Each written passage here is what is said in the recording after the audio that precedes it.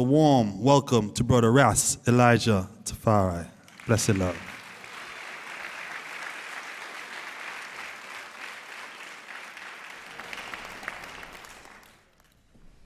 Greetings in the name of His Imperial Majesty, Emperor Haile Selassie,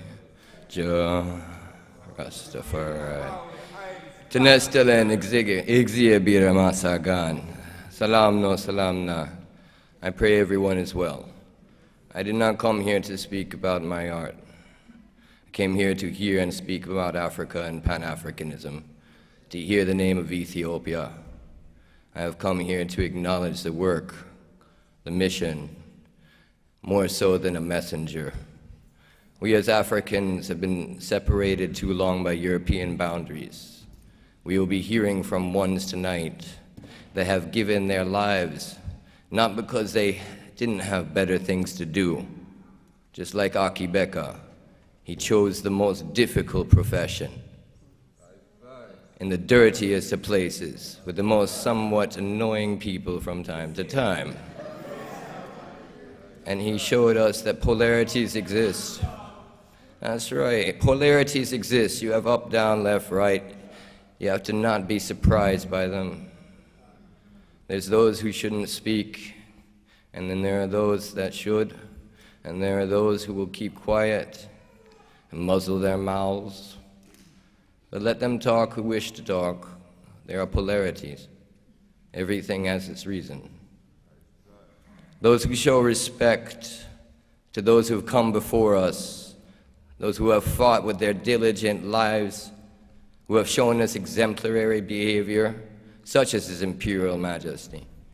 We were to be graced on this stage by His Imperial Highness, Crown Spokesman, Prince Ermias tonight, alongside Akae Beka, alongside Julius Garvey, alongside Mrs. Nkrumah, along, together in unity.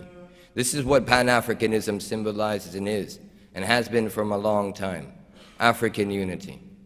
When we come together as people who understand that this is a mission that will bring together the world when we get ourselves in order. We are not in order. We do not have peace. There is not order. It is up to us. Peace is not an is, it is a becoming.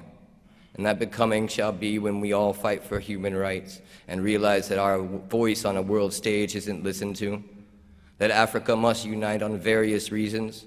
Our art is our culture, and you can see how what has been cursed has created billions. And we must encourage our homeland, here and abroad, in a way that expresses that Kwame Nkrumah knew what he was saying, expresses Marcus Garvey knew what he was saying, and Haile Selassie is a modernization of an ancient wisdom which cannot be ignored. And so many times when we hear of Pan-Africanism, we seem to miss Ethiopia, her contributions. It is important for us to embrace all of our leaders. It is important for us to have the unity that we wish to seek amongst our brethren. Akae Beka, he knew I would not hold back words. He knew I will say what needs to be said, and I will deal with whatever it is. Let my words be acceptable before Jah. There is a balance that has not yet been achieved. We do not have representation properly in the United Nations. Haile Selassie founded the United Nations as the 13th founding member and conceived of it with President Roosevelt. It is written in magazines, including the American in 1942 issue of June. It speaks very clearly of the prophecies of the future of how the United Nations would be a holy body of biblical proportions. When Africa can come together and realize our lack of representation and the fact that we have 5 countries that represent a vestige of colonialism, that they are not the same as they were, and neither are we. We must modernize. We must update. We must embrace our leaders. We must show extreme patience.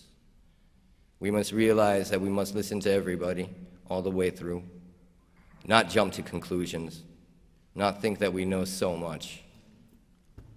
We have an opportunity here that never was able to be in human history, and we have a responsibility that we've never had. which is to save the world with love. And it's something called collective security. It's something that we all know. None of you are children other than in the eyes of God. All of us are developed people and do not need elementary reminders of our duty. We have work. We have a mission. The mission is always the most important thing. And our mission is to make sure that the earth sees a royal example from Africa. Our mission is to love each other in a whole heart, in a fullness. We have a lot to do. And I believe that if we come together, the children of these great ones who understand that they too are giving their lives. Mrs. Nkrumah has entered politics only to realize how dirty it is. She spoke and speaks of why it's important people like us join leadership positions, why we enter politics, why we become and hopefully will be a body that can be a Congress in every nation, create a balance and a check and a reformation on the United Nations, that we realize this is our house, this is our earth. And if we unite and make sure that people realize on simplicity, on the nature of what we've already built, the vision that was already established, that these things can be accomplished. We have in this house so many from so many places, and the earth in itself. We know ourselves as Ethiopians. Many great Pan-African leaders and those would do so well to acknowledge Haile Selassie. They would have so many of us on their side. Quick! All we want is to be acknowledged, that our name be heard, that Ethiopia be remembered, and it's not looked at as, Nelson Mandela, who was trained by Haile Selassie, a Jomo Kenyatta that studied and followed His Majesty, Kwame Nkrumah, who was so close to His Majesty. His Majesty taught Ethiopia a lesson when he came there. He showed them this is what it means to be a man. Take your shoes off. Wear your indigenous clothing. Speak to each other and teach each other your native languages. These boundaries are artificial and are part of this colonial vestige that needs to be removed. Too many times we are being classified in names that are not ours.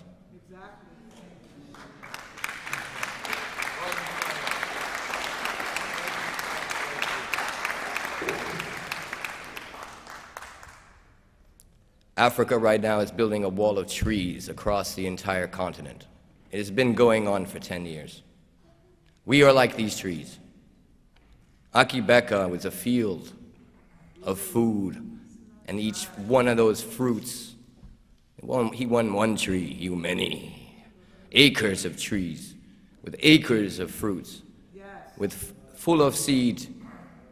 You can eat that food and just get full, enjoy and talk about how great that food was. Or you can plant those seeds. It is up to us to plant these. We have an obligation to Africa. Don't forget Africa first. Jah made it so that we remember we were born African. We didn't choose to be. We need to reclaim our names. Rastafari is the highest name upon creation. Unadulterated, not perverted by anyone. His Majesty showed us a name that when we see him, we see ourselves, we see our Father. Earlier, someone said, I want you to say the name of your ancestor, someone you know in your family. I have never met any of my ancestors. I was taken away before I met any of them, out of Egypt and from the Nile. All I know is Haile Selassie, and in that joy, I have said his name every day, and I shall praise him in fullness, because in him nothing is empty.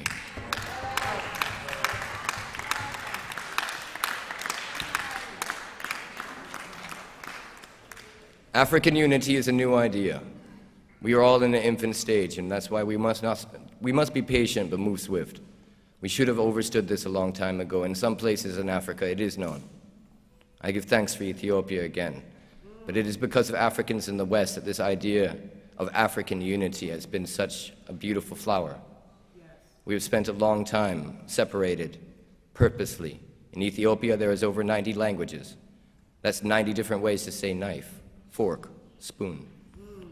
We haven't agreed for many years, but seeing the inspiration that's come out of the West will remind us once again of our great heritage and our future, that by being robbed and by suffering, by being ignored, we have come together as a mass to realize that our greatest power is with our Father and Creator, who made us exactly the same, and made us in his likeness and his image.